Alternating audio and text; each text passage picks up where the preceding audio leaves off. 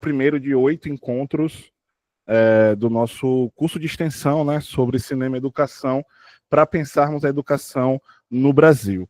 Então, esse projeto acontece, né, vinculado à UFES, mas é aberto para alunos, para membros externos.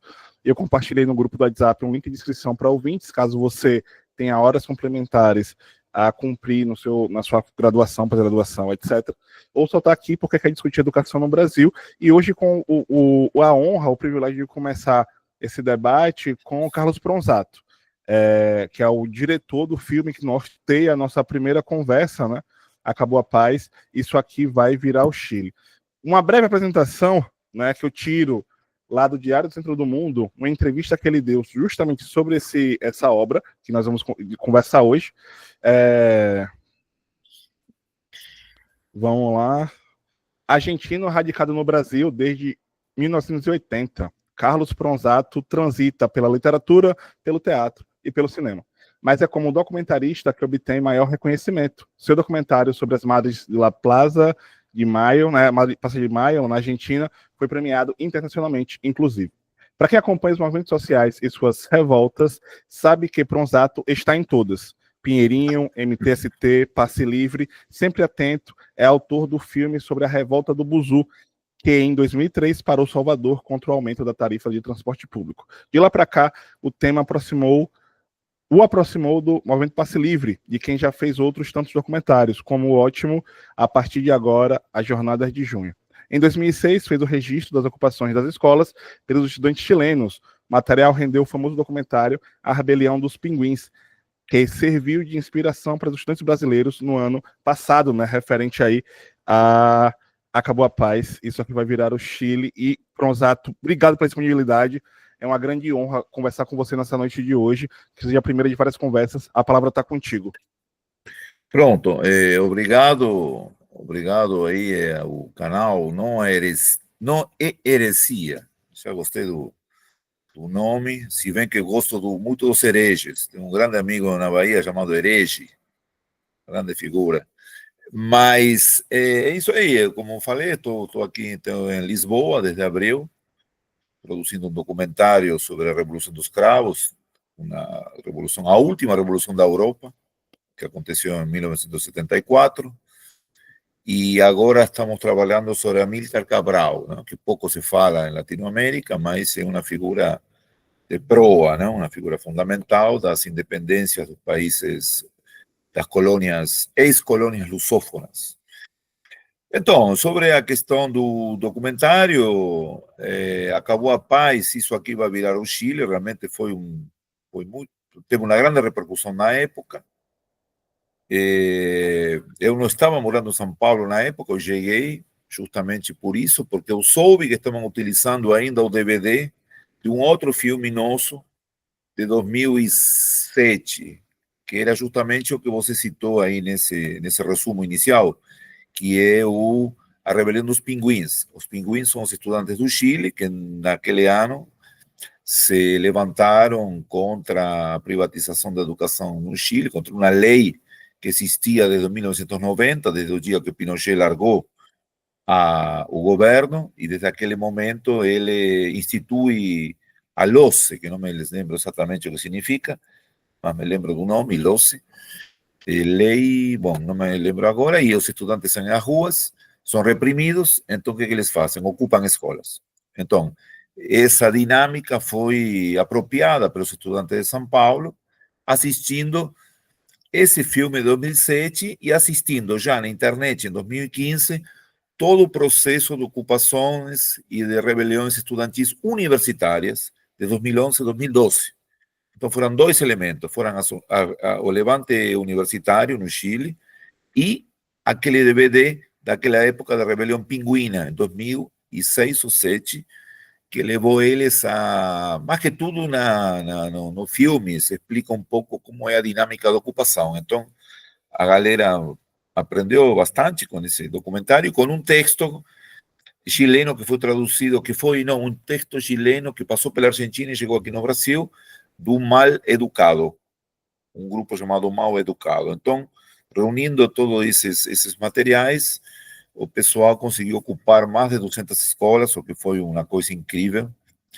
E depois eu fui a Paraná, no ano seguinte, e registrei as escolas ocupadas em Paraná. Não sei se vocês lembram, já por outra questão, já com Temer no governo, e aí já foram mais de 2.000 escolas. Foi um recorde mundial. Então, isso é só para dar início, não sei, a questão. Eu podia falar um pouco do filme depois, se você quiser. Fica à vontade, pode falar do Acabou a Paz, isso aqui vai virar o Chile. Então, eu cheguei com esse DVD em São Paulo. Eu lembro que o primeiro dia que eu cheguei em São Paulo, eu fui diretamente para Paulista, onde estava tendo uma manifestação, grandíssima manifestação, eles parando a avenida, né? E aí eu comecei a solicitar umas entrevistas, ir lá para as escolas, e ninguém dava um ok, eram todas negativas, né? Porque era uma questão bastante. As organizações, as reuniões deles eram da escola para dentro, assim, ninguém podia entrar, nem a imprensa, assim, ninguém entrava, praticamente nem os pais dos alunos, poucos pais. E aí eu mostrei aquele DVD. Não, eu soube que vocês estão passando esse filme. Sim, sim, estamos passando a Revolta dos Pinguins. E aí? Não, eu sou o que fiz o filme lá no Chile. É mesmo? Foi? Você que é bronzado, pai. Aí abriram todas as portas das escolas, me levavam de uma para outra. Então foi graças ao filme dos Pinguins que eu consegui entrar em algumas escolas. Fui a Diadema, que foi a primeira escola ocupada não é o nome Diadema, a escola, mas era Diadema, na zona oeste de São Paulo. Me lembro que entrevistamos, se não me engano, a menina era Priscila. E depois fui na Fernão Dias, que foi um símbolo de ocupação, aí em São Paulo, uma região assim, nobre, digamos, do São Paulo, onde também fizemos algumas imagens, e depois tive apoio também do sindicato da POESP, mas mais que a POESP foi uma subsede de São Cristóvão, né? Que me conseguiu um carro, então a gente ia para uma escola, ia para outra, então a produção foi mínima, conseguimos alguns apoios de outros sindicatos depois e editamos rapidamente com Lucas Duarte, não sei, eu até avisei ele a ver se ele poderia aparecer, porque ele fazia um trabalho fantástico lá, que era aquelas cenas que ensinam aos estudantes a se defender da polícia, mostrar os celulares. Foi uma ideia de Lucas que eu gravo e ele explicando como ele fazia, e as imagens que aparecem são dele. Tem também imagens de um Castor, um repórter, vídeo repórter de São Paulo, que emprestou algumas imagens de violência com a polícia, e o resto é todo nosso, não? A costura de entrevistas, professores, sindicalistas, estudantes, né? E foi um trabalho feito rápido, porque a ideia era soltar ele no início das aulas, que, se não me engano, foi em fevereiro de 2016. Eu lembro que ele caiu, entrou como com 5.000 visualizações, sumiu do mapa, não sei como caiu, e colocamos de novo. E colocamos de novo imediatamente. Então é isso, e ele repercutiu bastante. Me lembro que eu fui no Rio depois numa escola para passar o filme. No dia seguinte, depois de assistir o filme, eles ocupam a escola.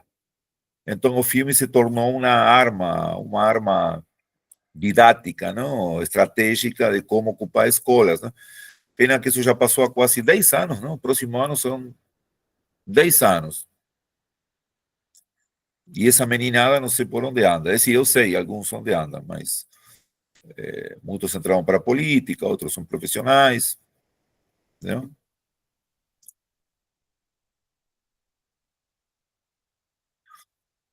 Mas é isso, fiquei bastante feliz com esse filme, porque se inscreve em uma sequência de documentários sobre educação, primordialmente desde uma visão estudantil, porque a gente entrevista estudantes e professores, né? Mas professores de luta, não aqueles outros que eram contrários, né? Então tem esse de São Paulo, tem o de Paraná, Ocupa Tudo, tem os Pinguins, que seria uma trilogia, os três, né? Eu acredito que a Revolta do Bussu, que você citou aí no início, que foi em Salvador em 2003, eu acho que também uma revolta estudantil, era pela passagem, pelos 20 centavos, mas a maioria, 90% das pessoas que estavam ali eram estudantes, né? E outras pessoas que não tinham como pagar um aumento de passagem, entendeu? Então também seria documentário estudantil, talvez. Então você já dá uma tese já, né? Carlos Pronzato, cinema e desobediência civil. Desobediência civil. Alguém que foi estudar pós-graduação de cinema já tem uma dissertação aqui ou uma tese nessa roda de conversa, só com o cinema do Pronzato, que é, enfim, muito bom. Então, obrigado por essa reflexão, destacando essa frase, né? O meu filme se tornou uma arma pedagógica fundamental. Eu escrevi coisas parecidas com essa, comentando sobre sua obra. E acho, então agora nessa hora a gente abre para a conversa, é isso? Abre para as pessoas trazerem comentários, questões, interlocuções, e aí vamos tentar manter comentários de 3 minutos, mais ou menos, para que todo mundo que está nessa roda, nós somos 20 pessoas, possam falar e o Carlos tenha tempo de trazer uma réplica. É isso, está francada a palavra, e Romero já está entre nós, você perguntou por ele está aí nessa roda aqui virtual também. Boa noite, Romero, se estive por aí também. Boa noite, Pronzato. Boa noite. Romero, grande Romero. Saudade de Sergipe, viu? Pois é, mas tu vai vir aqui. Acho que é importante. O ano que vem, 100 anos de Clos Moura. Mas eu me meti em outros trabalhos aqui, eu não sei se chego agora para Clóvis Moura. Estou com Amílcar Cabral agora, imagina. Olha aí, claro, outro revolucionário. Pronzato, para começar, eu acho que uma coisa, você esteve aqui em Aracaju uma vez e fez uma fala muito boa, que eu acho que ajuda muito, que é essa sua relação com a América Latina. Você tem filmes sobre relação com quem? Todos, com a América Latina. Sim. Você tem filme sobre quase toda a América Latina. Eu acho que era muito bom tu falar essa tua opção por filmar a América Latina. Eu acho, no momento, que eu acho importante. Dos filmes que eu conheço, quase todos da América Latina. Tem filmes sobre. Eu acho que era importante falar sobre a América Latina na tua obra, e por que a América Latina. Pronto, a América Latina também é Sergipe, né? Tanto é que... Brasil também é América Latina, mesmo que não queira ser. Isso. Não, mas eu me refiro especificamente a Sergipe, por quê? Por Manuel Bonfim, que é um filme que não sei se as pessoas que estão aí assistiram, ou até conhecem Manuel Bonfim, imagino que sim, ele é sergipano, um dos maiores intelectuais, dito isto não por mim, sino por Darcy Ribeiro, do século XX, um dos maiores intelectuais do século XX, um documentário que inclusive o Romero tem uma participação fantástica, né?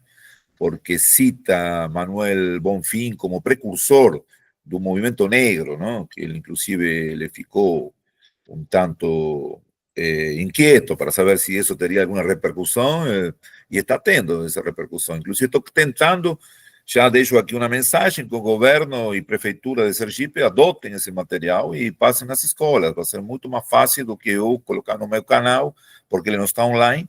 Então, eu acho que é uma exigência que eu estou fazendo ao governo. Já estou falando aqui com o arquivo público, que eles exibiram o filme, foi fantástico o ano passado, estive em Sergipe, passaram lá na frente da Praça da Matriz, e eu acho que eu queria doar esse material, mas antigamente eram DVDs, hoje não tem mais DVD, então agora tem que colocar online. Eu posso colocar online, mas é mais fácil que o governo faça isso. Então, Manuel Bonfim é um sergipano, não? E justamente o livro principal dele é América Latina, Males de Origem. Então, quando o Romero me pergunta e me solicita que eu fale da América Latina, justamente eu percorri a América Latina, praticamente toda inteira, do México ao Chile, passando por Colômbia, Peru, toda a América Central, Caribe, Venezuela, nos anos 80. Nos anos 80 fiz meus diários de motocicleta sem motocicleta, e 30 anos depois que o Che fez sua segunda e última viagem por Latinoamérica, fez a primeira em 52, que é os diários de motocicleta, e a segunda em 53. Eu fiz em 82, 83, 82. No final de 82, eu saí do México para o Sul, ao contrário, eu estava no México. E então aí, todos esses filmes têm a origem, esse filme que eu vou fazer a partir do final da década de 90, tem origem na década de 80, no que eu vi, no que eu vivi, no que eu pesquisei, nas culturas com as quais me comuniquei, as lutas sociais pelas quais passei naquele período dos anos 80, mas não participei, digamos, porque minha ideia era viajar de um lado para o outro, e só fui fazer isso depois, quando eu senti que era o momento, depois das primeiras rebeliões que houve no continente a partir do final dos anos 90, no final de uma resposta ao neoliberalismo daquele período, com a Guerra da Água na Bolívia no ano 2000, com a mobilização camponesa e que houve no Equador um ano antes, se não me engano foi em 99, e por aí vai, vem a Guerra do Gás na Bolívia em 2003, os Pinguins, 2007, estamos falando aqui, e outras tantas mobilizações que me levam novamente a fazer esses documentários, já ir com uma câmera, com uma ideia na cabeça, uma câmera na mão, e sair por aí com pouquíssimos recursos, com pequenos apoios, como até hoje. Até hoje, continuo fazendo isso dessa maneira, porque eu sei que se faço de outra maneira, não vou fazer da maneira que eu faço. É decir, o conteúdo será outro. Será um conteúdo de financiamento público, será um conteúdo de ONG, será um conteúdo de um dinheiro que não é tão necessário, tanto dinheiro para fazer filmes, como para fazer tanta coisa, que é pouco, com muito pouco se pode fazer muito, entendeu? Essa é a minha proposta, que mantenho até hoje, não vou mudar a esta altura, não. Agora, se alguém ganha um edital assim de 1.500.000, como todo mundo está ganhando por aí, se me convida, eu faço, como já fiz recentemente, um filme interessantíssimo. Não sei se eles ganharam isso, mas também não ganhei. Eu devo ter ganhado pelo menos uns 15% disso, uns 10%, para fazer um filme importante sobre as trabalhadoras domésticas do Rio, com o Cedim. Esse filme está no canal, se chama Eu Sou Naí Jani, a luta das trabalhadoras domésticas, que eu recomendo a vocês, para vocês verem um filme feito com uma equipe e comparem com um filme feito com uma ideia na cabeça e uma câmera na mão. Entendeu? É interessante para quem se interessa por audiovisual, por cinema. Então é isso, Romero. A América Latina é um foco constante, apesar de agora estar na Europa, mas aqui eu me movo, eu circulo como um latino-americano, e isso está muito claro na maneira que eu entrevisto, as pessoas sentem isso, né? Não é uma coisa muito assim paradona, europeia, entendeu? A gente traz isso aqui, eles perguntam muito sobre as lutas sociais na Latinoamérica, há muita informação sobre isso e eu me sinto bastante conforme, não, de estar na Europa trabalhando temas, um tema europeu e outro tema africano, porque Lisboa é um espaço de encontro de culturas africanas muito importante. Aqui, assim, nem preciso ir a Cabo Verde nem a Guiné-Bissau para fazer um filme sobre Amílcar Cabral, entendeu? Agora, com isso eu estou falando da importância que tem aqui pessoas que estudam de África, pessoas que militam contra o racismo, principalmente aqui, né, que é um foco muito grande hoje na Europa, não? E com os partidos de direita que estão avançando com essas temáticas, não? Então, tocar nesses temas importantes. Como agora o tema estudantil aqui, eu não conheço ainda, não tenho muita relação ainda. Eu gostaria, porque na América Latina conheço alguns países, e especialmente no Brasil, né? Só que ultimamente eu não estou vendo muita mobilização. Não sei se vocês coincidem, mas não sei como está nesse momento, nem ultimamente, no último ano. Sim, bom, teve o NEM, né? Esse era o filme que queria lembrar. Novo Ensino Médio, é um documentário que a gente fez o ano passado. Se chama Novo Ensino Médio, um fracasso anunciado. Está no YouTube, está no meu canal, vocês podem assistir. E aí tem uma tetralogia, então, da questão estudantil. Eu acho que esse filme é importante porque mostra quase 8 anos depois das ocupações da escola em São Paulo, que esse tema não é resolvido, entendeu? E tem entrevistas muito importantes. Eu destacaria Daniel Cara, não sei se vocês conhecem. Daniel Cara é talvez o maior especialista na educação, um dos maiores hoje no Brasil, que eu não consegui falar com ele em filmes anteriores. Eu disse, não, esse vou procurar o Daniel, e a partir disso fizemos o documentário Nem um Fracasso Anunciado, que tem a ver com a questão estudantil, justamente, não? Sobre, como sempre, a tentativa de privatizar a educação, né? Dice, os ganhos de aqueles anos, de 2015, os ganhos, não digo estruturais, porque eu acredito que não foram, mas ganhos de aulas aos fins de semana, aqueles aulões que havia nas escolas ocupadas, aquela aquela apropriação da escola por conta do estudante, das coisas incríveis, eu acho que se reflete um pouco também no pessoal que participou do Contra o NEM, que eu não sei em que pé está agora lá no Brasil. Foi vetado, algumas questões foram vetadas por Lula, mas no seu conjunto eu acho que ele está em pé, né? Não sei se alguém quiser falar, eu estou falando demais, podem falar. Tem uma pergunta do Aldir sobre... Aldir, estou perguntando para você citar o nome do documentário sobre Manuel Bonfim. Por que não se fala Aldir Néstor, ele? Por que não se fala em Manuel Bonfim? Ele não está online. Ele estava circulando em DVD até pouco tempo, mas ninguém mais pede DVD, só colecionistas, né? De vez em quando aparece um, mas agora o Correio inventou de cobrar pelo DVD, então sai mais caro o Correio do que o DVD. Assim, essas loucuras, né? Dos estados, né?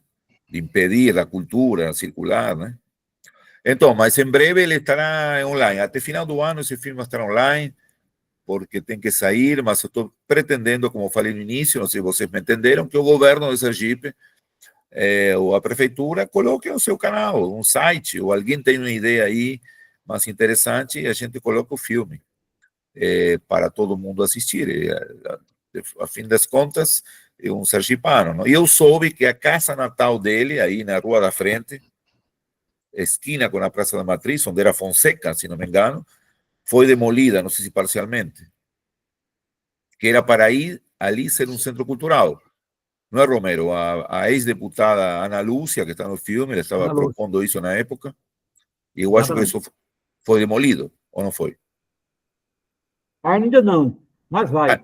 Do jeito que com esses governos que a gente tem, está pior. Os governos estão pior.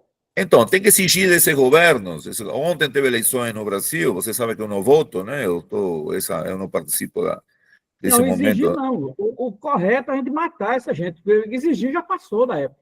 O negócio é matar. Não, aí não posso, porque ficar preso você não pode fazer filme na cárcere, na prisão. Não, o que podem fazer é derrubar. Derrubar como uma insurreição popular, não? E tirar o povo, né? Mas é isso. A guerra do gás, tem que ser a guerra do gás. A guerra do gás ou da água, tem tanta. O panelaço na Argentina, eu adoro quando as pessoas se insurrectam, né? Fala disso aí, Pronzato. O teu cinema como cinema de luta, pô. Tu só resiste a luta. Luta. Sim. As lutas na América Latina. O teu cinema é uma memória das lutas latino-americanas dos últimos 20 anos, pô. Sim. Todo ano tem 4 ou 5 filmes, justamente porque não trabalho com editais, né? Senão eu conheço gente que há um ano e meio não, mas um ano inteiro, estou aguardando a saída de um edital e não sai. Então não faz nada, estão esperando, é decir, coarta, é decir, obstaculiza a criatividade de uma pessoa, a potência, o fervor de alguém que quer fazer um trabalho e tem que estar esperando um edital. Claro, ele pode fazer com menos, como eu faço. Eu também deveria estar esperando o edital para fazer o Amílcar Cabral, não tem nada, só tenho as pessoas na minha frente para entrevistar. Isso não precisa de recurso nenhum, só precisa de ir lá no espaço, botar na câmera e falar. É como escrever um livro, que acabo de lançar um livro agora de contos, né? Aí o que eu precisei? Vender 50 livros para pagar a edição. Entendeu? Vendi 50 livros previamente, antes do lançamento, foi agora dia 3 de outubro. Eu tenho o livro em algum lugar por aqui, e aí eu lancei o livro. Então, assim, a escrita é um papel e um lápis e escrever. O cinema, esse cinema, claro, de luta que a gente faz com uma pequena câmera que eu tenho aqui. Vendeu o almoço para pagar a janta. Vendeu o almoço para pagar a janta, pode ser?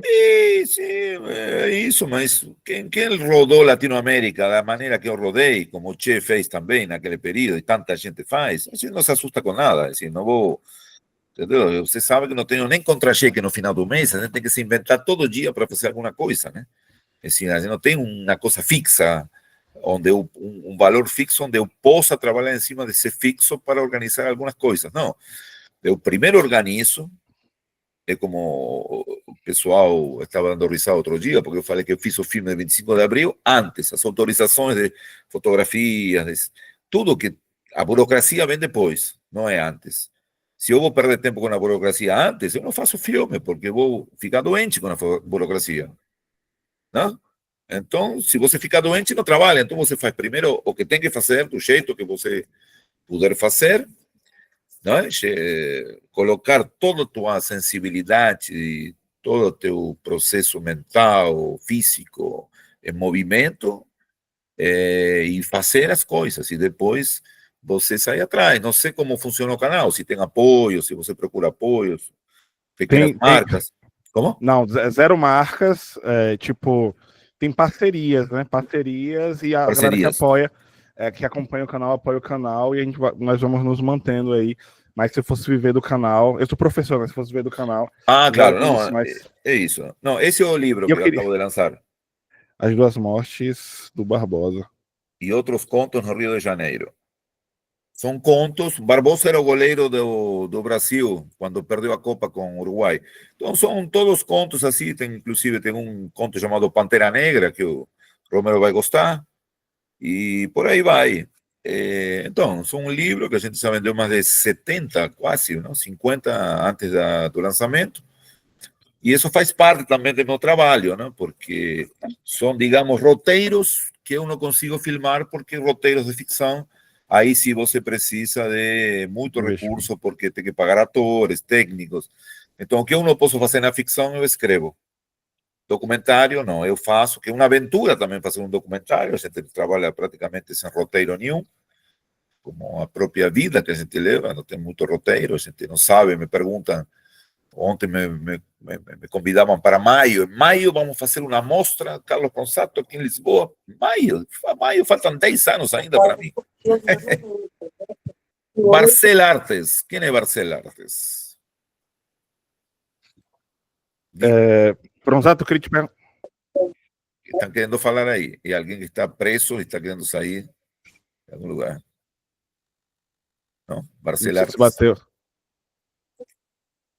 Eu queria te perguntar o seguinte, sobre seu diálogo com professores e professoras. Você mencionou que recebeu apoio de professores de luta, né, nos seus documentários sobre educação.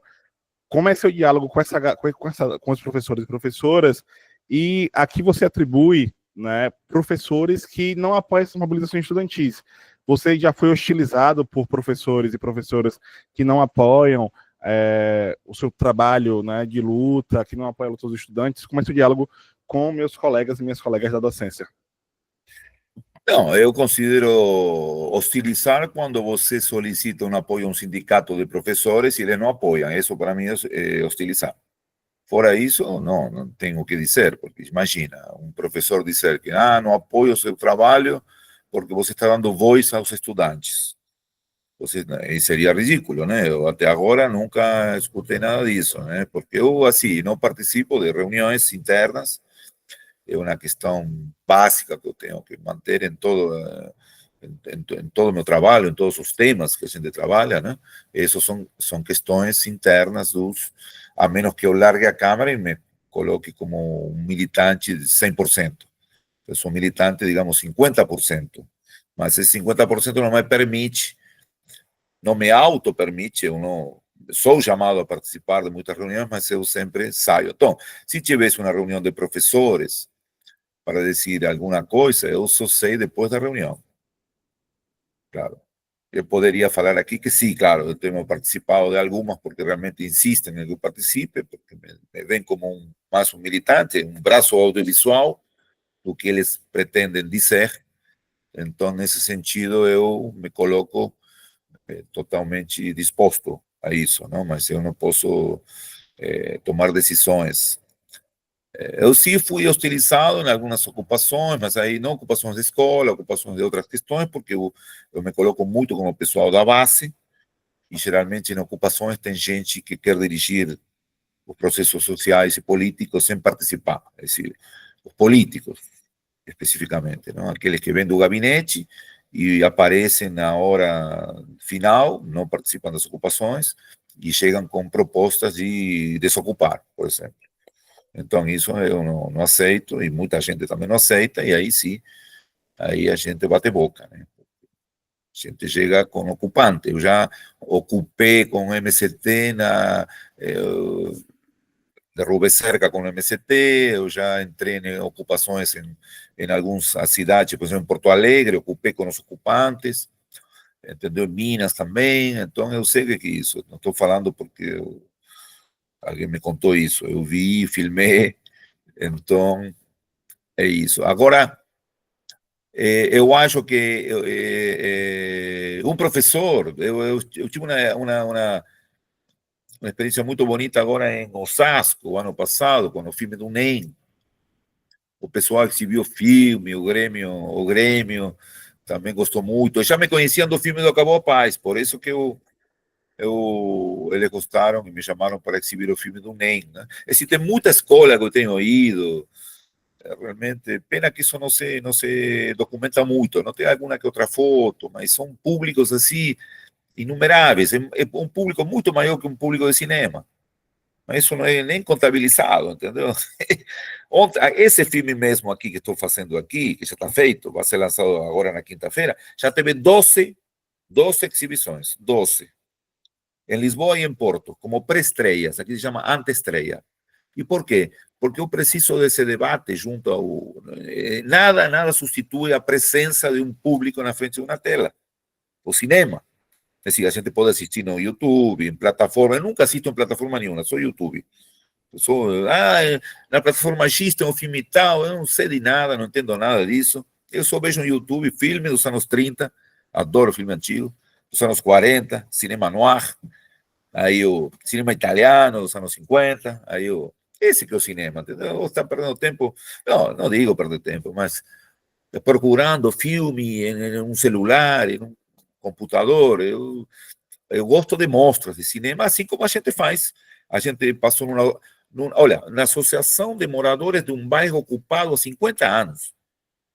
Imagina, em Porto, anteontem, no sábado, tem umas 30 pessoas, mais ou menos, a maioria da época, e você está passando o filme num lugar histórico, um telão imenso, e depois tem uma conversa fantástica, entendeu? E assim, fizemos uma ocupação aqui na frente de Lisboa, num local chamado Xinjau, ocupações de fábricas fechadas, que o pessoal da África, mais que tudo, ocupa, não? De Guiné, tem gente de Senegal, ocupam. E aí passamos o filme, praticamente numa caverna, entendeu? Uma caverna onde o pessoal está morando. E aí a gente passou o filme aí. Você vai comparar isso com passar o filme em um cinema? Não existe. Claro que eu gosto de passar um filme em um cinema, de vez em quando eu tenho essa possibilidade de passar um filme em um cinema, mas o filme que a gente faz se comunica melhor nesses lugares de luta. Essa que é a simbiose que acontece. Tu é comunista, hein, Prosato? Tu é comunista, estou lhe vendo. Sem carteirinha, sem carteirinha. Oh. Carteirinha de nada, não tenho... Mas é isso. Gostei da pergunta da hostilidade ou não. Eu acho que a hostilidade, para mim, você vai num sindicato. Por exemplo, eu vou num sindicato que Romero está e me diz, não vamos lhe apoiar, é hostilidade. Mas o sindicato dele apoiou, fez uma grande exibição do filme do NEM, com a Edneia, não foi? Foi, com a Edneia. Agora, veja bem, a gente não apoia muito anarquista, não. O único anarquista que a gente apoia é você. Exato, não, mas isso que você é marxista. Mas isso é verdade. É o que eu falo. Se eu fosse do PT, de um partido, digamos, de uma certa esquerda, que ainda... Da ordem. Como diz, o partido da ordem é o Uriques, né? Que diz isso, né? Nosso amigo Nildo Uriques, partido do... Como não? Ele falava o PT... Revolução Brasileira, RB, Revolução Brasileira. Então, aí seria muito mais fácil, teria fundações todos os partidos, mas para a gente conseguir alguma coisa, mas a gente sabe, não? A gente insiste, mas sabe que vai ser difícil, porque a gente se move desse espaço anárquico, né? Dentro da... Para ter vários temas, não? Porque são muitos temas, não? De luta. Prosato, diga. Tem uma coisa que eu acho muito interessante no teu cinema, que eu acompanhei desde que eu te conheci lá, sei lá, no Fórum Social Mundial, naqueles encontros lá, daqueles comunistas todos. Veja bem, que é, você tem um cinema que acompanhou os governos progressistas da América Latina Sí, todos. Tu tem filme na Bolívia, tu tem filme no Paraguai, no Uruguay, Uruguai, na Argentina, que é aquelas fábricas ocupadas, sí, aqui no Brasil. Tu filmou um bispo que estava fazendo greve de fome, meu amigo. sí, Tu filmou. Tu lembra disso? Tu lembra claro, dessa história? sí, sí, sí, sí, claro, o Frei O Capio. anarquista e o bispo. Eu escrevi um artigo, o anarquista e o bispo. Tu nunca leu esse artigo. O anarquista e o bispo. Você escreveu? Ah, não, claro. Não, eu tenho todo o respeito. Eu ando com minha cruz de São Francisco aqui. Eu gosto de São Francisco, né? Gosto dos animais, gosto de São Francisco e gosto das pessoas que lutam, independentemente da seu rótulo, da sua etiqueta. Então, foi uma greve, foram duas greves de fome que ele fez. Uma de 11 dias e outra de 22 dias. Em Cabrobó e em Sobradinho. Que inclusive o ex-governador de Sergipe, o João Alves, que já morreu, João está no inferno. Alves, era um estudioso do tema, por incrível que pareça. Ele está no documentário por isso, não por ser o governador da época. Não, eu lembro. Mas agora, nesse momento, ele está no inferno. Ah, nesse momento. Está queimando lá. Pronzato, eu queria te perguntar o seguinte, né? Diga, Eu Carlos. imagino que nem todos os lugares que você passou, você registrou 100% e tudo vai para a edição final. Claro. Com base nisso, eu queria te perguntar quais piores realidades você já se deparou quando o recorte é educação, escola, sala de aula, estudantes, professores, governos, anti-educação ou educação pública. Quais piores realidades te marcaram e que não necessariamente estão na sua obra? Bom, é uma pergunta instigante, uma pergunta que merece uma reflexão maior, não? Do que poucos minutos de resposta, mas talvez em espaços indígenas, né? Em aldeias, onde tem outro tipo de educação, aldeias Guarani. Eu estive lá no interior de Paraná, por exemplo, umas realidades bastante complexas, porque eram espaços pequenos, rodeados de latifundiários, onde todo mundo corre perigo de morte, inclusive a gente que estava lá filmando. Mato Grosso, foi um encontro de indígenas Santa também. Catarina também. Como? Santa Catarina. Santa Catarina também esteve lá, né? Santa Catarina, fizemos o filme agora do Marco Temporal, contra o Marco Temporal, perto do Vale de Importantíssimo, Antônio. Itajaí, sim. Não, esse documentário, inclusive, ganhamos um prêmio importante no Rio, um FICA-ECO, Festival Internacional de Cinema Ambiental e Ecológico.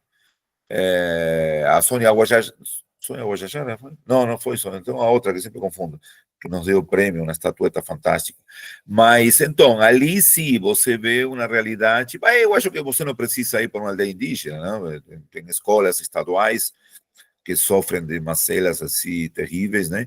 Que eu visitei algumas naquele período, mas eu não cheguei a ir em algumas que eu tivesse gostado. Por exemplo, eu tenho um rapaz no filme do NEM, eu estou falando da ocupação do NEM, que está com a camisa do Corinthians.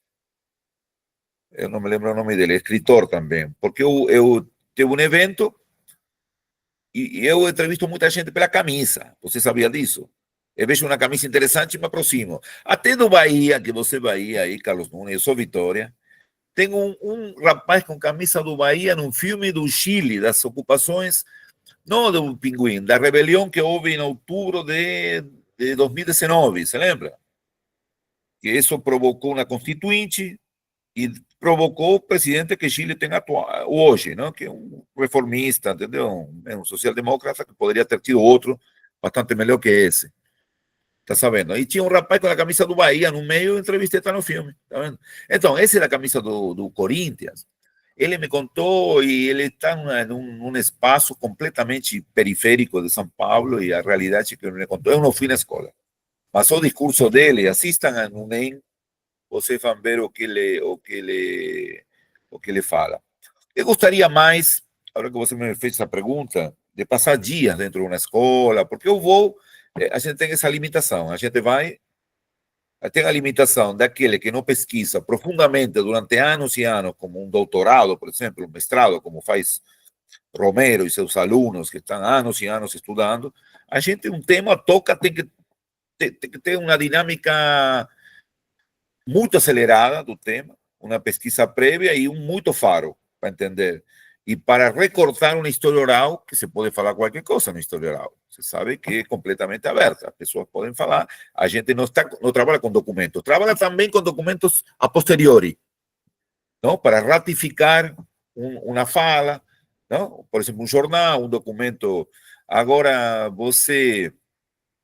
Às vezes temos essa limitação que estou falando, não? Que não temos o que o professor tem, não é? Que é o dia a dia, não? O início até de certas doenças, não? Por causa da questões até como tráfico hoje, não? De estar em escolas que estão em bairros completamente isolados, não? Sem Estado, com nada, né?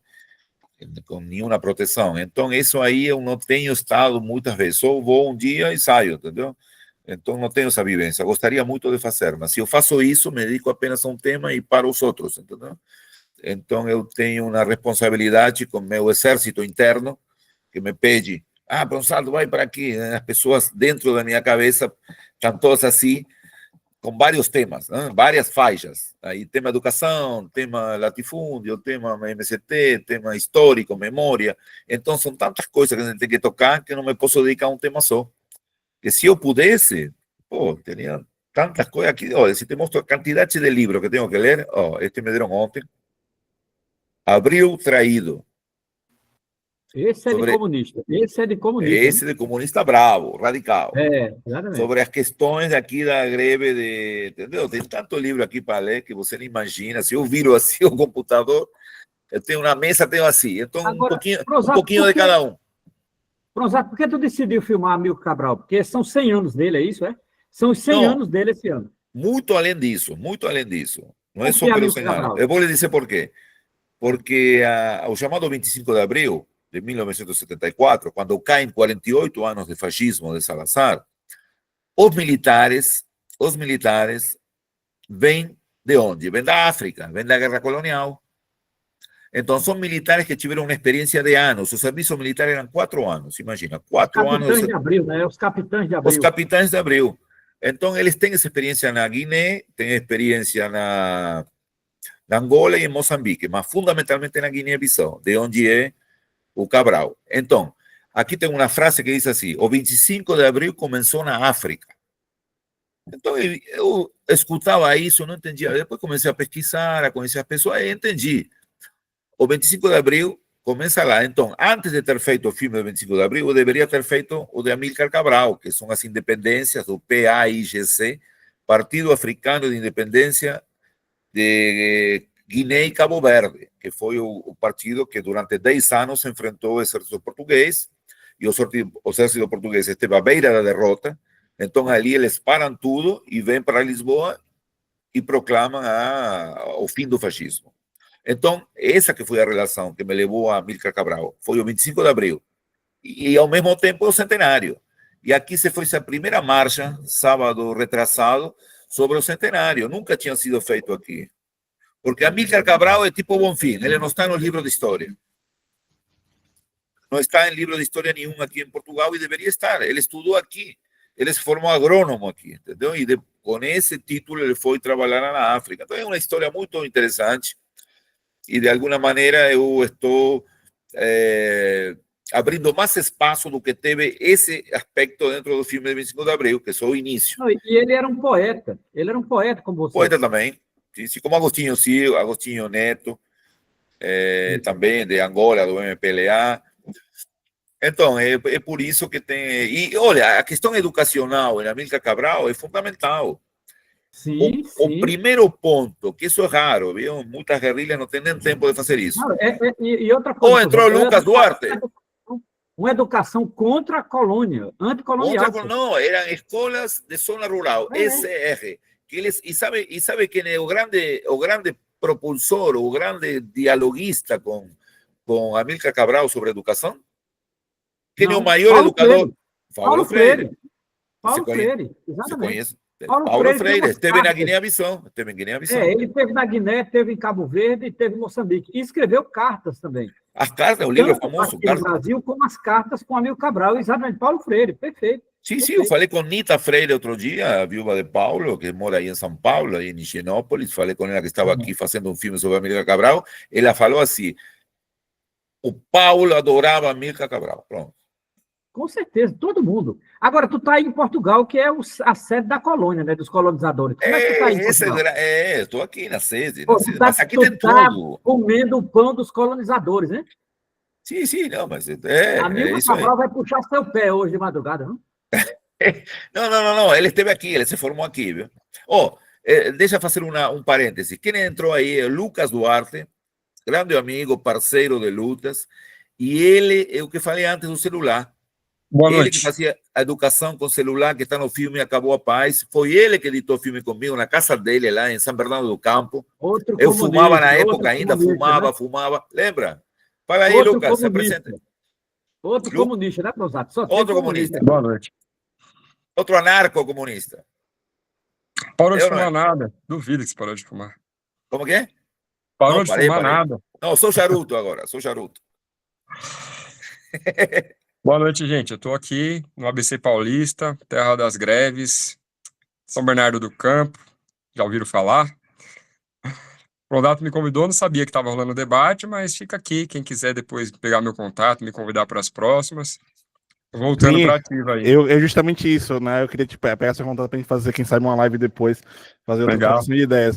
Te explicar, aqui é a primeira roda de conversa de um ciclo de 8 ou 9 encontros sobre cinema e educação no Brasil. Cada noite terá uma obra de norte ou sul do diálogo. Hoje, Acabou a Paz, isso aqui vai virar o Chile. Então, aproveitando aqui o Carlos Pronzato, e no caso agora sua presença também, para dialogar sobre educação, já que o filme está caminhando aí para 10 anos, né? E aí aproveito e já lanço uma pergunta para vocês dois. Alckmin venceu, eu estava revisitando o filme, né? Eu estava revisitando o filme, e esse filme de vocês é uma confirmação que eu seria professor. Eu estava estagiando na época na graduação, hoje eu estou na pós-graduação, né? Na época eu estava saindo da graduação, na reta final ali, último ano de curso, assistindo o filme, não, vou ser professor, tal, eu preciso ir para a sala de aula, enfim, o filme bota fogo no sangue para poder ir para a sala de aula. E aí, revisitando a obra 10 anos depois, Alckmin passou de grande satanás naquele contexto, grande vilão, e hoje pessoas chamam de camarada Alckmin, menos de 10 anos. Aí eu pergunto a vocês, Alckmin venceu? Como? Olha que pergunta. Deixo para você, Lucas, que você mora na mesma terra dele. Eu também não preciso ofender, né? Xinga, mas não ofende. Mas, enfim, cara, primeiro, obrigado. Que legal que vocês estão exibindo o filme. O filme eu acho que foi muito pontual, não sei se o Pronzato comentou, mas um comentário breve aqui. O Pronzato me conheceu querendo pegar a entrevista comigo e eu estava procurando ele para pegar a entrevista com ele, porque ele foi o autor do Rebelião Pinguim, né? E acho que todo movimento social de base conhece o trabalho do Pronzato. É um fator mobilizador muito importante. A revolta do Buzu ter gerado o movimento Passe Livre, a ocupação das escolas gerou uma onda de ocupação. Depois foi um lançamento preciso, a gente passou uma semana sem dormir para montar o filme em uma semana, para lançar o filme na volta às aulas, porque a gente ia querer pôr fogo no parquinho. Então, esse timing da comunicação, né, com essa ligação com as escolas, eu também sou professor, né? Então a gente deixou o filme o máximo reduzido, 60 minutos foi o máximo para conseguir passar em sala de aula, gerar um debate depois. Eu vi que tem versões já no YouTube com 30 minutos, que é interessante para os educadores. Eu não sabia. Tem gente que já fez versões mais curtas, que provavelmente eu pensei para aulas de 50 minutos, né? Então eu sou professor também, sou professor de EJA, professor de arte, professor da educação básica, de escola pública particular, e eu acho que o Alckmin, primeiro, ele foi derrotado. Ele foi inclusive, foi a primeira derrota dele política. O Alckmin, ele primeiro foi derrotado pelos estudantes, inclusive essa luta secundarista, que depois atingiu os institutos e universidades federais, para mim foi a maior mobilização estudantil do Brasil e talvez do mundo, porque o Brasil é um país continental. Foi uma onda, uma sequência de mobilização que, infelizmente, ficou à mercê do golpe, né? Então, se vocês contarem e colocarem no mapa ali a quantidade de escolas que foram ocupadas, e institutos federais e escolas técnicas. Na sequência, em 2016, tivemos escolas ocupadas em São Paulo de novo, a onda de ocupação nas ETECs. Tem um documentário meu que é Desobedientes, uma lição de resistência, que é um curtinha sobre o processo de desocupação do principal prédio do governo do estado ali, do Centro Paula Souza, e foi bem interessante também. Então, só para sintetizar essa fala, foi a maior luta estudantil do Brasil, eu acho, e talvez do mundo, e ninguém viu, e ninguém fala sobre isso, sobre a proporção que foi essa luta. Foi uma luta muito grande, e que repercutiu no mundo todo, em vários lugares, assim, né? Mas é isso, começou por um documentário. Também, a Rebelião Pinguim, quando o Pronzato gravou em 2006, a luta secundarista de 2006 no Chile, ela foi gerada também por uma mídia chamada, por um documentário chamado Atores Secundários, Exato. que é um documentário chileno sobre a luta secundarista contra o Pinochet. Então, o poder do documentário, da comunicação, né, do cinema, e o poder da mobilização estudantil, é muito interessante que vocês pegarem esse filme e esse contexto, porque é realmente a síntese do programa do festival de vocês, é Cine Educação, né? E o interessante é que em 2011, no Chile, teve uma outra grande luta, né? Que estive em ocupações no Chile, inclusive a luta de 2011 foi radicalizada, teve greve de fome, teve outro caso de prisão política, né, lá, para depois eles passarem por um processo recente de revolta e constituinte, né? Que agora sim, acho que podemos dizer que saiu derrotado também. Agora, o Alckmin foi derrotado primeiro, mas foi importante. Eu acho que depois a gente vai ter que conversar eu e o Pronzato para fazer esse documentário 10 anos depois, porque temos secundaristas que se tornaram Isso. atores, né? Por exemplo, o Lucas Coca, o Lucas Penteado se tornou um ator de Malhação, centenas de seguidores. Big Brother. Temos Big Brother, né? Temos aí atores desse filme aí que se tornaram professores, outros se tornaram influencers, outros se tornaram atrizes, atores de outras áreas do teatro, e tivemos pessoas que faleceram. Eu tive um caso de um Faleceram? secundarista, não que aparece no filme, mas que participou do canal secundarista, que foi o movimento que eu fiz de mídia com eles, né?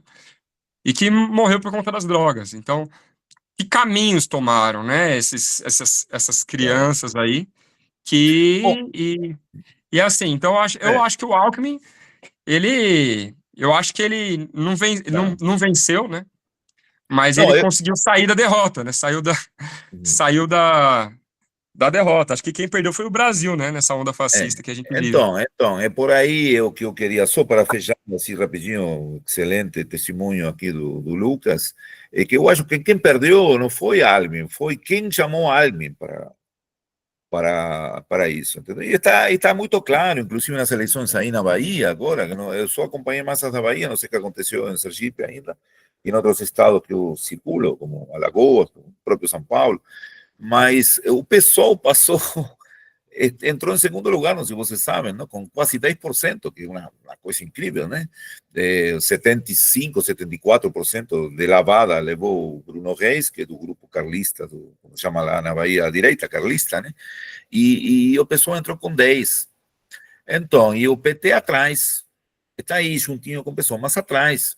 Então, eu acho que a chegada a incorporação de Alckmin realmente foi um absurdo até hoje. Eu sempre defendi isso, continuarei defendendo. Sou uma ala do PT, a esquerda do PT, que se insurgiu contra isso, mas acabaram, né, colocando Alckmin por uma como se dice isso, um esquema de reloj, uma relojaria para ele não ganhar em São Paulo na época, retiraram ele para que ganhasse outro. Assim, é absurdo, entendeu? Então, ele cantando internacional realmente foi a coisa mais patética que eu já vi nos últimos tempos. E então, quem perdeu foi quem chamou ele. Ele, bom, ele está aí hoje como vice-presidente, mas é um governo que, como eu não participo, né? Lucas participa das farsas eleitorais, né? Ou participa, agora vota. Não sei. Diga, votou? Se eu Lucas? votei? Não, votei, claro. Ah, ele volta. Sou Ele ator, sou ator. evoluiu, eu continuo Claro que primitivo, eu eu sei. sou um antigo troglodita, eu sigo lá.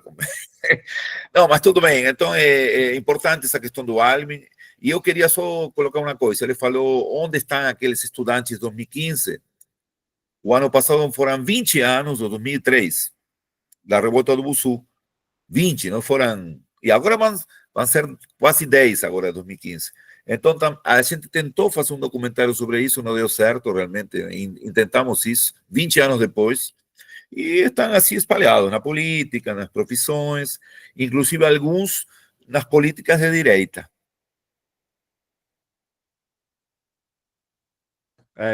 Se o canal puder ajudar nessa construção dos 10 anos depois aí do Acabou a Paz, vamos dialogar, compartilhar campanha de arrecadação, sei lá. Enfim, tamo junto aí. E Lucas, vamos fazer uma conversa depois, quem sabe você entra uma dessas noites aqui para discutir sobre EJA. Tem uma lacuna na programação, que aí seria interessante a gente pensar, vamos fazer uma conversa sobre EJA. E aí eu queria perguntar a vocês, e essa é a última pergunta para considerações finais, não sei se tem mais alguém querendo trazer outro comentário. Eu quero uma questão, Carlos. Sim. A minha última questão aqui é para o Lucas e para o Carlos, que é agora, depois dessas obras que vocês têm produzido sobre educação, qual o horizonte para vocês na educação no Brasil? Assim, há esperança? Como é que vocês avaliam? Não sei fazer futurologia, mas como é que vocês avaliam a esperança nas juventudes, a esperança de desobediência civil? Como é que vocês têm avaliado aí daqui para frente? Bom, eu quero dizer que eu editei o filme do NEM na casa do Lucas. Lucas não podia aquele período, não foi? Mas eu fiquei na casa dele de novo em São Bernardo do Campo. Foi a edição, não foi? Do NEM, Um Fracasso Anunciado, foi editado lá num quartinho lá em cima, no terraço, no que ele, eu acho que se mudou agora, mas ele não pode participar, mas ele deu, por exemplo, a música final, ele falou, Pronto, escuta essa música aqui, que foi da menina de Pernambuco, né? Então, ele deu umas dicas boas, cedeu o espaço, fiquei quase uma semana lá, um frio, me lembro lá, editando lá esse filme. Mas então, eu queria saber o que aconteceu com o NEM, como eu vim para aqui, não estou sabendo, mas a esperança está sempre na frente, como a utopia que Galeano falava, que é o horizonte que ajuda a caminhar, que você nunca vai chegar, não? E por outro lado, estando aqui em Lisboa, outro dia visitei e passamos o filme da 25 de abril na Fundação José Saramago. Saramago era um grande pessimista, né? Ele articulava o pessimismo como uma forma filosófica de ser dele, né? E ele tinha seus nomes. Um deles era Montaigne, e aí o Romero, como filósofo, pode me corrigir. Eram outros dois que não me lembro agora, mas eu não consigo ser pessimista e eu não sei se estou verbalizando algo que realmente não penso, porque talvez é para realmente ser pessimista hoje, não? Com a destruição que está sofrendo o povo palestino e ninguém se insurge, que a gente se insurge através da internet, mas não há nada físico, não há nada que... Bom, o que a gente pode fazer contra Estados Unidos, né? Que realmente quem está por trás de Israel. E a educação também, o que a gente pode fazer contra a Fundação Lehman, por exemplo, em termos práticos? O que a gente pode fazer contra os grandes conglomerados, os grandes supermercados, os grandes multinacionais? O que a gente pode fazer? Podemos fazer uma live, podemos fazer um filme, podemos fazer... Agora, estruturalmente, se um sindicato, com o maior sindicato da América Latina, que é o APOESP, de professores, não consegue, né? Se é que realmente quer conseguir alguma coisa, não consegue ir para frente para derrubar grades curriculares. Imagina em Sergipe aí com vocês, imagina em estados pequenos, né? Então eu acho que a luta continuam sendo os estudantes, sempre foram. Os estudantes continuam sendo a vanguarda, mas tem uma questão biológica, que eles crescem e vão embora e deixam de ser estudantes. Se os estudantes foram estudantes durante 5 anos, digamos, 5 anos não, que estou dizendo, durante 20 anos estudante, não estudante jubilado, estudante de luta, com aquele fervor e aquela energia, as coisas mudariam, não? Mas é difícil, né? É difícil. Aí vem as eleições, a cada 2 anos para tudo. Então, eu acredito que, bom, o Lucas vai ser muito importante que você tome o contato dele, porque ele está constantemente, ele vive isso. O Lucas falei no início que eu não vivo a vida do professor. Eu vou numa escola e saio em seguida, tem essas limitações. Mas nessa ida minha tem que ser como um humano de um professor. Eu tenho que ver tudo, alerta a tudo que está acontecendo, entendeu? Parece que sumiu tudo, teve um bug, né? Não, estamos aqui, Um bug. estamos te ouvindo. Ah, estamos aqui. Então é isso. Esperemos que os estudantes novamente retomem essa batuta, não? Mas eu queria escutar a Bull Filos, que não falou até agora. Bull, você, oi. Bull Filos. Ela está bastante atenta, mas não falou até agora. Você. Olá, boa noite. Aí, diga. Sou Thaís, sou psicóloga. Não sou uma psicóloga de educação, sou psicóloga de saúde mental, trabalho com pacientes com transtornos mentais severos. Estou no trabalho nesse momento, estou aqui, de fato, acompanhando, gostando muito de ouvir tudo que todos estão dizendo. Agradeço por estar aqui e estarei durante as outras semanas também como ouvinte. E uma das noites ela vai conduzir o debate sobre saúde mental e docência. Gostaria de participar, viu? Obrigado. Não, porque estou vendo ela e não estou vendo outros. Aquele sistema que quando assisto alguma live do Romero, todo mundo bota fotinho aí e ninguém sabe se está ou não está, né? Eu sempre dou as caras. Não, eu acho que tem que estar, tem que acabar com essa questão da foto aí, Diácono, Keila Paiva, botar foto e vai para não sei onde, ninguém sabe. Não, aqui tudo bem, mas imagina doutorados são assim. Eu brigava com uma ex-namorada, brigava por isso, né? Porque estava todo mundo na foto e cadê? O pessoal estuda assim agora, hein? Desculpa aí, Relani, Diácono, apareceu todo mundo agora.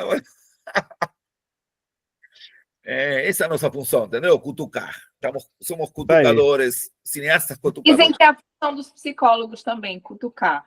Exato, claro, temos a mesma, sim, sim, sim. A relação com o outro é fundamental, né? As entrevistas. Uma vez eu fui chamado justamente com o filme Acabou a Paz, no Rio, pela Associação de Psicólogos. Eles alugaram o Cinema Santa Teresa. Alugaram não, eles, cada um paga entre eles, não sei como eles fazem, e passaram o filme. E a pergunta principal que eles queriam saber era como eu entrevisto. São psicólogos. Eles diziam, como que você consegue essa relação, essa narrativa com as pessoas, entrevista, porque nossa função é entrevistar, a gente fala com as pessoas, não sei se a palavra é entrevista, mas a grande preocupação deles era essa. Com um congresso de história oral na USP, aconteceu a mesma coisa. Passamos o filme de Che Guevara e no final a pergunta foi essa. A preocupação é como você... Assim, não há uma técnica estabelecida, não há uma teoria, há uma prática, né? Aí não estou sendo nada leninista, não? Sem teoria revolucionária, não tem ação revolucionária. Não? Eu acho que sem prática não tem nem teoria. Romero, sua última questão. Você sinalizou. E Rayani não vai falar, Rayani, e o Diácono. Não vamos escutar o Diácono. O Romero já a gente já sabe tudo que ele vai falar. Bota o Diácono. O Diácono, ele podia falar mesmo. Romero, dá o espaço, Romero, você que é um homem democrático. Boa noite a todos. Boa noite, João. Eu sou um seguidor do canal Não Heresia, gosto muito de participar, de ouvir. Está sendo muito interessante essa conversa, essa fala.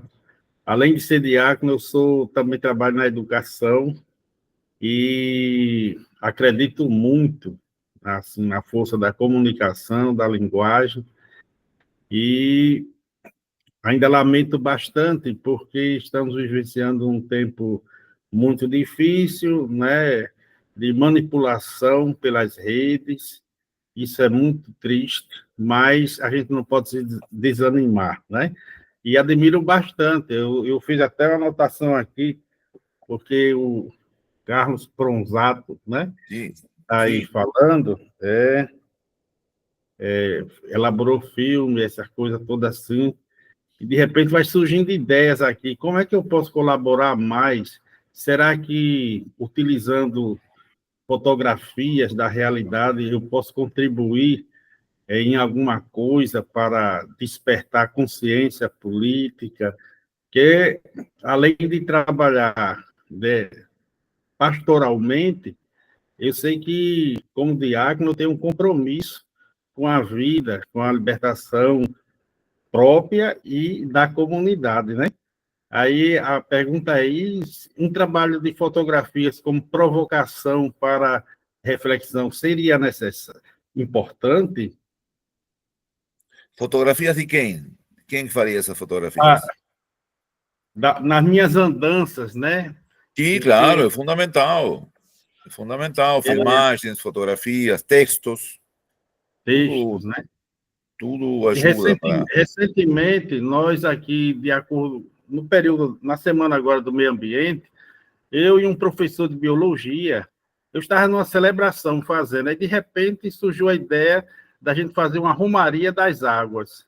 E a partir daí, a gente constituiu um grupo, uma equipe de educação ambiental. Então, a gente está indo às comunidades para poder, convocando as comunidades para reflexão, para caminhada. E o primeiro encontro deu tudo certinho. Agora, não sei a continuidade, porque as Continuar, dificuldades, continuar. né? Sí, Mas y estou Keila, y disculpa ahí, Carlos Nunes, que estou aí, estou parecendo o dono do canal agora, mas me empolguei agora, entendeu, com isso aqui. Keila e Relani, vai escutar pelo menos as vozes, que é o principal de cada pessoa, né? É única no mundo, né? Boa noite. Boa noite. Longe, né? Estou aqui falando do Maranhão. Maranhão. Legal. Sim. Que debate gostoso, né? Eu sou professora, participo de um grupo de pesquisa e lá colocaram sobre o curso, né? Sobre os encontros e eu fiquei muito interessada. E a gente trazer esse debate também para a escola, né? Para enriquecer, para despertar os nossos alunos. E parabéns a todos, viu? Obrigado. Obrigado. E a Keila? Boa noite. Eu moro em Castanhal, no Pará. Eu sou Olha que legal. historiadora. Estamos Oi? Estão Estamos perto, perto. vocês duas, estão bem pertinho as duas, por isso botaram as. Já estou no sul do Maranhão, divisa com o Pará. Olha só. Fica mais para cima, né? Castanhal. Fica a 70 quilômetros de Belém. Eu sou historiadora, eu estou fazendo mestrado em estudos antrópicos na Amazônia. Eu faço parte do Conselho Municipal de Cultura e Igualdade Racial aqui do município.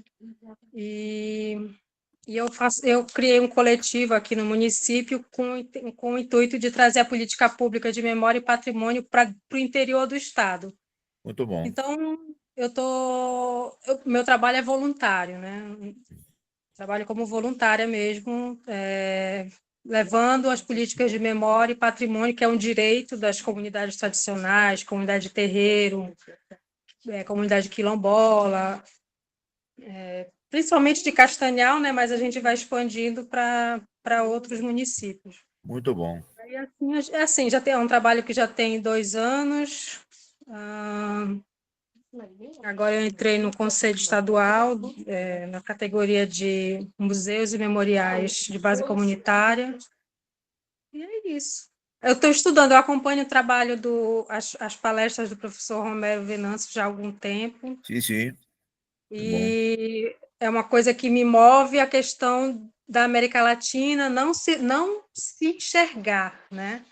Então, quando eu ouvi essa frase do Romero, eu fiquei movida a buscar mais sobre esse assunto, né? Então, às vezes eu peço uma bibliografia para ele, assisto palestras, leio, compro os livros na estante virtual, de acordo com o meu interesse.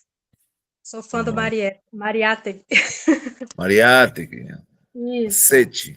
Muito bom. Sim, Obrigada. Carlos, desculpa aí, você agora. É isso. Retome aí o programa. É isso, não isso para não. Muito obrigado pela provocação.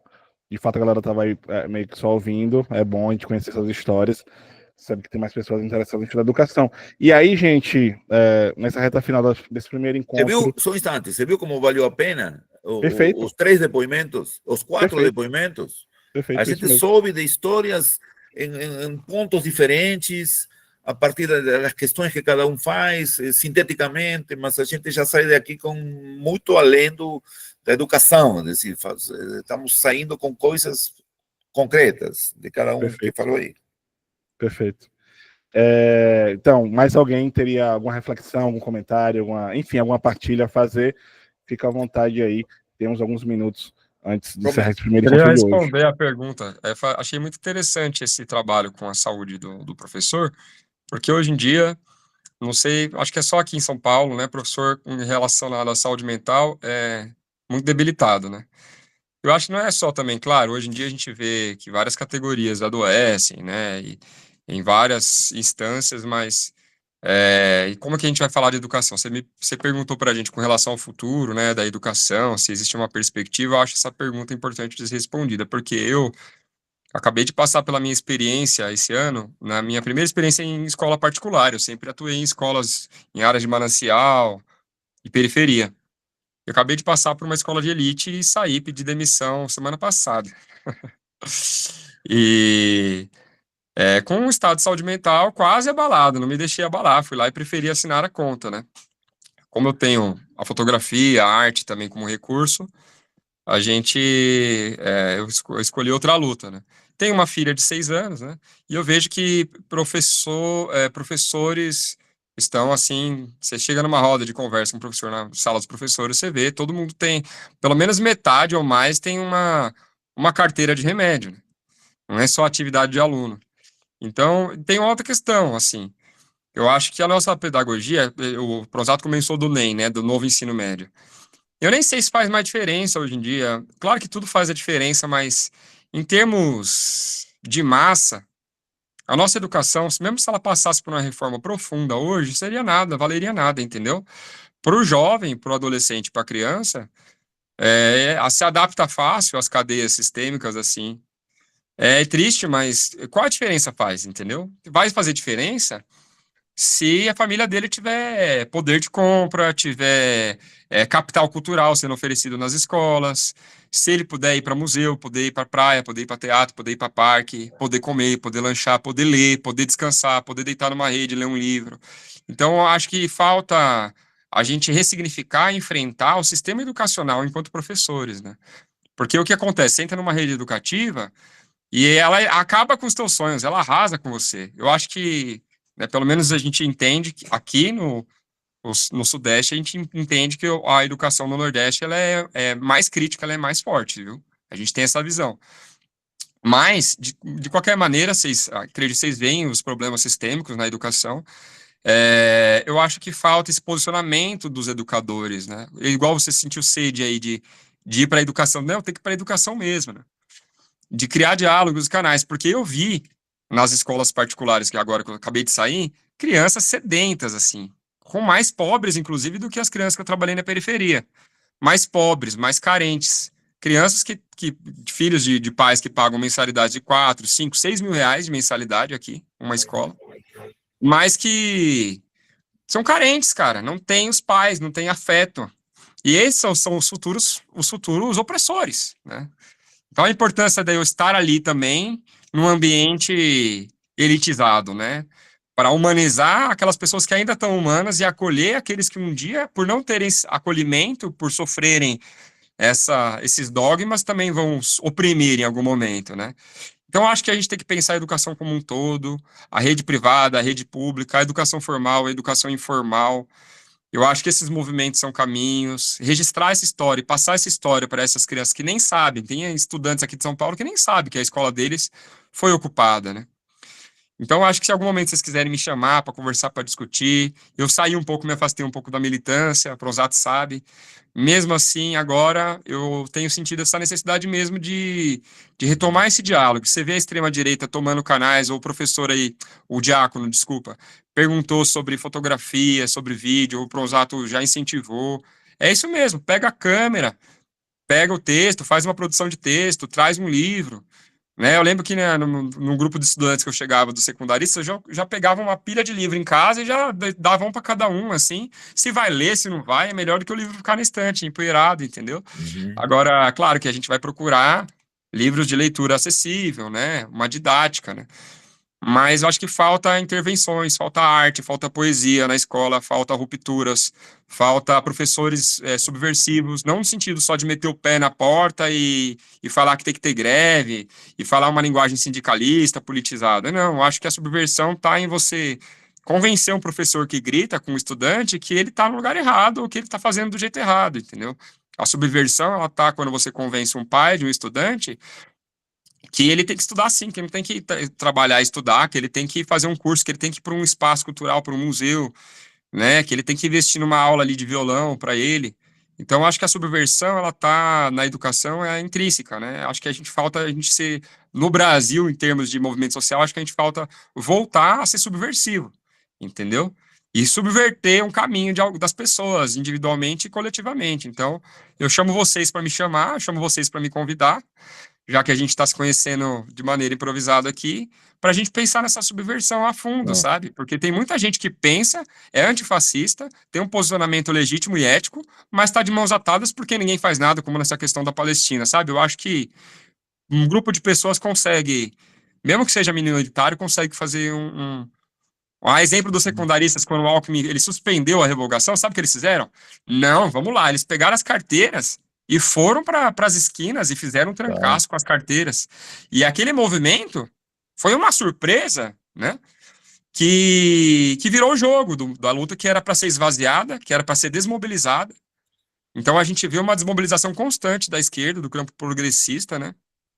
Mas que, para finalizar, é muito fácil desmobilizar o grupo, né? Os movimentos. Às vezes, numa roda de debate, uma palavra pessimista, uma pessoa que coloca um contraponto já desarma o movimento.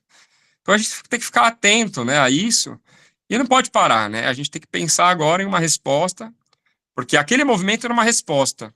Quem sabe se todas as escolas do Brasil tivessem sido ocupadas, se um processo de constituinte tivesse sido feito dentro das escolas com assembleias populares para parar o golpe de Estado que a gente sofreu, quem sabe as coisas não poderiam ter sido diferentes, né? Fazer um movimento por educação, né? Eu acho que a escola, acho que tem que desescolarizar, talvez, né? As escolas têm que quebrar as paredes, as crianças têm que sair da escola, têm que ganhar o mundo, têm que perceber que o bairro não é o mundo deles, a escola não é o mundo é muito maior. Então fica essa provocação de que a gente tem que ser subversivo, de que a gente tem que cuidar da nossa saúde mental, sim, mas que se a gente não subverter, se a gente não, às vezes, não pedir uma demissão, às vezes, ou não questionar um gestor, não questionar um pai, não questionar um aluno, sempre com um poder de diálogo, né? Para não afastar também quem você precisar estar perto ali para aprender. Se a gente não for subversivo, a gente não vai mudar as coisas, né? Muito bom. Maria Beatriz, para a gente encerrar esse primeiro encontro.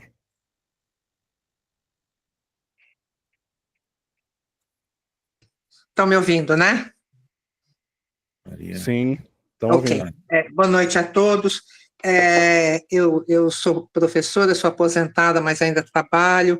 Minha militância, eu dou aula de redação acadêmica e eu montei um grupo pequeno num projeto piloto. Se o Romero está por aí, não estou vendo o Romero aqui, cadê ele?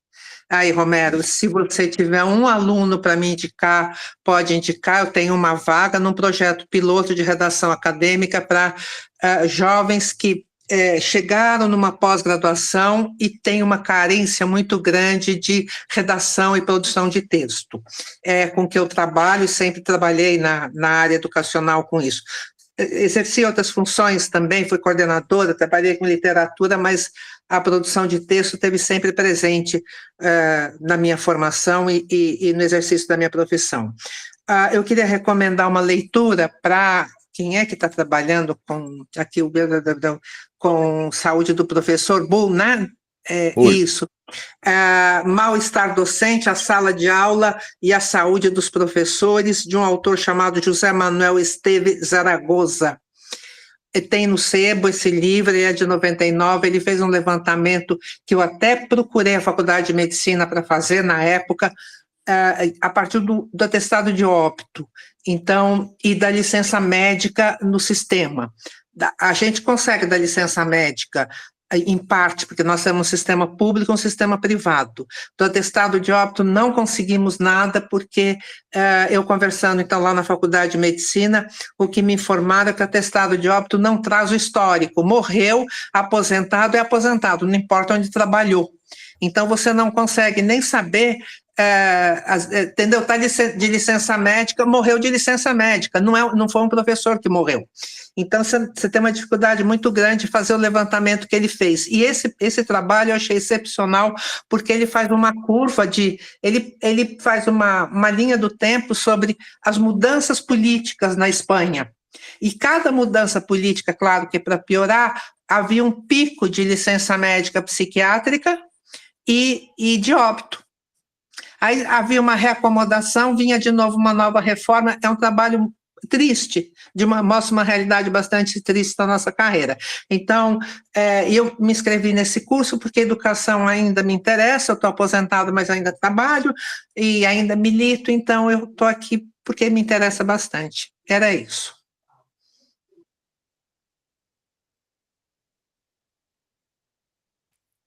Carlos Nunes. A Thaís levantou a mão. A Thaís levantou a mão. Thaís. E aí, Thaís? Isso, eu só queria, assim, concordar com o que o Lucas trouxe, dessa pobreza, né, da educação privada. Eu não atuo na escola, né, mas eu atendo crianças, e a gente nota, assim, que essa pobreza está muito relacionada a relações que estão calçadas em lógica de consumo, né? E aí eu concordo quando o Lucas vai trazer esses meninos como os próximos opressores, e muito pela carência de uma socialização que seja humanizadora. E aí tem esse recorte, né, que o Lucas trouxe muito bem, eu não vou me alongar, mas aí eu tenho uma outra experiência com a educação, que é aqui no hospital. Eu tenho estagiários de psicologia aqui, e são estagiários de uma universidade que aqui na minha cidade é onde os ricos estudam, né? E eles estão aqui, e aí eu vejo que isso se desdobra na educação universitária, numa dificuldade muito grande, por exemplo, aqui no curso de psicologia, de analisar o adoecimento mental sob um recorte de classe, cor e gênero, né? É uma coisa que a gente precisa esmiuçar muito, né? Assim, é uma dificuldade muito grande, né? De olhar para o outro a partir de um recorte que não é recorte que lhe cabe, né? Não é a sua vivência. Aqui no serviço, né, onde eu estou, nós temos pacientes que são crônicos, né, crônicos há muito tempo, são pacientes que são atendidos pelo SUS, e a gente tem aqui uma retaguarda mental, e ela funciona como um setor de estabilização. Então, o paciente tem uma intercorrência de saúde mental, um surto psiquiátrico, e ele passa aqui aproximadamente 15 dias. E é um local muito carente, né, de humanização, e é interessante, assim, o horror, né, estampado no olhar desses alunos quando eles chegam aqui, e eles veem uma retaguarda que é massivamente negra, né, feminina e pobre. E é interessante como isso não está óbvio, isso não está evidente para eles, né? A gente nota o horror no olhar, né? A percepção, né, de intervenções muito equivocadas, sim, né? Todo internamento ele acaba por reduzir muito, né, os direitos das pessoas, porque quando você tem alguém que está alienado, que está, né, fora da razão, é alguém que tem o seu discurso sequestrado mesmo, né? E aí a gente tem aí uma dificuldade muito grande, né, nessa articulação, nessa compreensão de que recorte é esse, sobre que recorte é esse que eles estão. Enfim, é isso. É uma desumanização que vai rolando. Ele começa mesmo na educação privada primária, e ele não termina na educação superior, não. Ele segue, né, essa dificuldade. É muito interessante tudo isso, viu? Porque dá para a gente trabalhar, não, na nossa área, não, do audiovisual. Eu não tenho visto muitos trabalhos sobre o tema, né? Talvez algum dia a gente possa capturar histórias e capturar e relacioná-las, não, em nível nacional, para fazer um trabalho, não, que tenha uma dimensão de ser utilizado, não, além da academia ou além de espaços restritos, não, que seja utilizado por todo mundo, como a gente nosso intuito, né, que isso saia da área, não apenas educativa, que vai para todo mundo, né, seja massivo, né, isso é muito interessante e muito terrível também, o que você comentou agora. Diga, Carlos Nunes, cadê nosso Romero? Romero ia falar e finalmente... Marco Rodrigues. Não, estou aqui, é porque a gente tem outra atividade, né, Carlos? Estamos encerrando essa roda aqui para ir para outra, para um grupo de estudos agora. Pronto. Ah, sim? De uma para outra? De uma para outra. Marco Rodrigues, nome forte. Eu vou falar rapidinho. Boa noite a todos. Eu sou aqui de São Paulo, Zona Leste, e trabalho na cidade de Santo André, no ABC, que já faz pelo menos uns 12 anos que a direita tomou conta. Então você conhece, Marco, você conhece todos os meus filmes, com certeza. Da subsede. Subsede... Como? Não entendi. Você deve conhecer os filmes nossos, passam muito na Zona Leste, com Sim. a subsede da PUESP, João da Luz, e Lucas aí, você deveria fazer contato com ele, que está aí perto, né? Sim, vamos fazer. Então, o comentário que eu quero fazer é o seguinte: a minha preocupação, eu sou professor de educação básica e ensino superior, mais ou menos vai no sentido do que a colega anterior disse, que é essa formação subjetiva dos jovens à direita. Essa força reacionária, elas estão captando essas mentes e os corações das crianças e crescendo com esses valores do mundo do capital, né? Então, eu vejo muito, por exemplo, eu tive uma experiência essa semana, algumas crianças queriam saber o conflito entre Israel e Palestina. E aí contei toda a contextualização sobre a questão, e você percebe que eles já têm um olhar já bem destinado ao pensamento à direita, mas a direita bem reacionária mesmo, beirando o irracionalismo. E são crianças, assim, que você já percebe que já estão nesse formato. E quando você vai observar as famílias também já têm toda uma criação, uma cultura reacionária, e infelizmente, a região do Grande ABC hoje, que antigamente era a região do berço, dos metalúrgicos, ali das lutas sindicais, já não está mais assim. Os filhos dessas pessoas que trabalharam nas fábricas, eles não têm mais esses valores à esquerda, eles são mais pessoas voltadas à direita. Curiosamente, eu trabalho numa escola que se chama Paulo Freire, mas existem muitos professores dentro dessa escola que são da direita. São da direita reacionária, por exemplo, que em São Paulo eles defendem uma figura como o Pablo Marçal.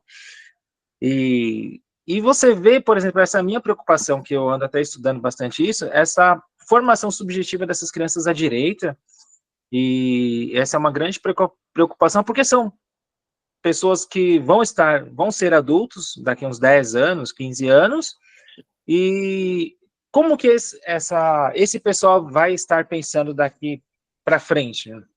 Sendo que o mundo já está meio que caminhando para esse lado, a região do Grande ABC já virou à direita completamente, e então essa é a minha grande preocupação, que eu venho até lendo algumas coisas, participo do grupo do Romero já faz alguns anos, a gente troca umas ideias, faz algumas intervenções, lá também na região onde eu trabalho, eu procuro sempre fazer umas intervenções, e baseado nisso, eu fundei junto com o Cauê Vinícius, que hoje infelizmente não está aqui, um coletivo chamado Centro de Estudos e Memórias Brasileiras, que o objetivo é fazer o resgate, né, dessas pessoas que contribuíram de maneira sistemática para pensar o Brasil. A gente faz algumas intervenções por escrito, eu estou fazendo uma pesquisa sobre o resgate de algumas biografias de pessoas que lutaram na ditadura militar especificamente, e que essas pessoas precisam ser vistas porque, como o Romero sempre vem falando constantemente, existe uma construção sistemática da destruição da memória brasileira. E esses jovens não têm a mínima ideia, por exemplo, de quem foi Mazuzu Angel, de quem foi o Dom Helder Câmara, não sabem. Então, eu acho que o papel nosso, dos papéis, é fazer esse resgate sistemático da memória, para isso não morrer, porque essa direita ela vem com esse papel justamente disso, de fazer a destruição sistemática da memória. É isso. Justamente o filme que a gente está fazendo aqui em Lisboa é Memória do 25 de Abril. Justamente numa cidade, num país onde eu chega, esse partido de direita, chegou praticamente, aumentou muito sua capacidade de confabulação à direita, não? Inclusive tem um deputado brasileiro aqui, não chega. Sim. Temos que lutar pela restituir a memória. Sim, diga, Carlos. Não, eu ia agradecer, Carlos, por essa Sim. oportunidade de primeira conversa. Obrigado por mesmo, tipo assim, sem me conhecer, mandar um convite, você aceitar prontamente. Então, uma grande alegria poder conversar com uma pessoa que me inspirou anos atrás e eu nem sabia que eu teria a chance de conversar contigo. Então, reforço isso, eu não estava na graduação, e aí eu tive com seu filme foi dos motores para me levar até a sala de aula. Gratidão a você, gratidão ao Lucas, que também. Fiquem à vontade para toda segunda-feira à noite, outubro e novembro, estaremos reunidos às 19 horas. Eu vou te mandar o link do grupo do WhatsApp, caso você queira entrar, toda segunda-feira às 19 horas, e estaremos aqui. Próxima segunda-feira, quem vai nortear a conversa vai ser o Romero, a partir do filme Sociedade dos Poetas Mortos. Então, vamos discutir segunda-feira que vem essa obra, e na outra segunda-feira a Thaís vai discutir sobre saúde mental com a gente. Obrigado, Lucas, também, por estar com a gente hoje. Obrigado, pessoal. Já combinamos aqui, em breve ele vai estar aqui uma das noites coordenando aqui a discussão. Vai ser uma alegria também. Obrigado por essa ponte, Carlos. Obrigado, gente. Então, acabou? Pessoal. Pronto. Um abraço a todo mundo. Viva Sergipe. E Manuel Bonfim, o governo temos que exigir que Manuel Bonfim seja, como falou aí Marcos, Manuel Bonfim faz parte dessa memória que ele está falando aí, destruição da memória. E o governo tem meios e tem possibilidades de apertar um botãozinho e soltar ele para todos os lados. Antes do final do ano, Manuel Bonfim, todo o estado de Sergipe e no país. Ô Marcos, manda uma mensagem aí que você está trabalhando aqui no ABC, vamos se encontrar, cara. Aí, ó. Beleza? Vamos. E pessoal aí que abraço, tá Romero. organizando, parabéns pela iniciativa, acabei de ver o perfil aí, não é heresia. Também sou anarcristão aí, tem um outro detalhe disso na minha luta, temos muito a ver. Então, um abraço, beijo para vocês. Eu vou seguir porque aqui são 12h30 da noite. Um abraço, gente. Até mais. Valeu, Carlos. Valeu, Marcos. Obrigado, valeu, gente. Romero. Tudo Valeu bom? demais.